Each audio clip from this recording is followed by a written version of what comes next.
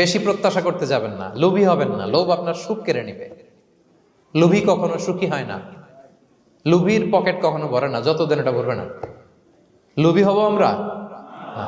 অতিরিক্ত প্রত্যাশা করব না, অল্প প্রত্যাশা করবো। I am not talking about the goal. Goal should be bigger and higher, but I am talking about expectation. বেশি এক্সপেক্ট করা ভালো না। খুব প্রত্যাশা নিয়ে রাখছেন, কিছু পান নাই, দেখবেন যে কষ্ট লাগবে, ঠিক কিনা? আর কোনো এক্সপেকটেশন নাই, এরপরে যেটা পাবেন ওইটাই লাভ।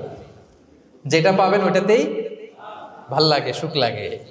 এই জন্য এক্সপেকটেশন যেন বড় না হয়। বেশি খাই যেন না করি। হ্যাঁ, কালকে কি খাবো, পরশু, আগামী সপ্তাহে আমার মেয়ের কি হবে, ছেলের কি হবে, ওদের ভবিষ্যৎ, গাড়ি বাড়ি নাই, এই যে অস্থির, এরকম আসলে নাই। আজকের জন্য বাঁচুন, আজকের জন্য বাঁচুন, কারণ আগামীকালের তো জন্মই হয়নি। আগামীকালের জন্ম হয়েছে, এটা কি আজকে না আগামীকাল? তো আজকে হ্যাপি হন, আজকের জন্য বাঁচেন, আজকের জন্য প্ল্যান করেন। আগামীকালের তো জন্মই হয় নাই। কালকে সকালে সানরাইজের পরেই না আগামীকালের জন্ম গ্রহণ হবে, ঠিক কিনা বলেন? তাহলে প্রত্যাশা কমান, হ্যাপি হবেন আপনি।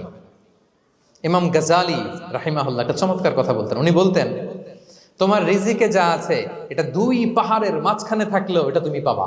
আর যেটা তোমার রিজিকে নাই, ওইটা অনেক দূর থেকে আনার পরেও হাত দিয়ে নিয়ে 2 ঠোঁটের মাঝখানে রাখলেও ওইটা পড়ে যাবে। কথা বুঝতে পেরেছেন? আপনি মাঝে মাঝে অ্যানিমেল কিংডম অথবা জিওগ্রাফিক্যাল চ্যানেলে দেখবেন যে বক মাছ শিকার করে কিভাবে অনেকক্ষণ লুকিয়ে থাকে, হুট করে একটা মাছ ধরে, ধরার পরে মাছটা বাঁচার জন্য ছোটাছুটি করে, বকটাও কামড় দিয়ে এমনি ধরে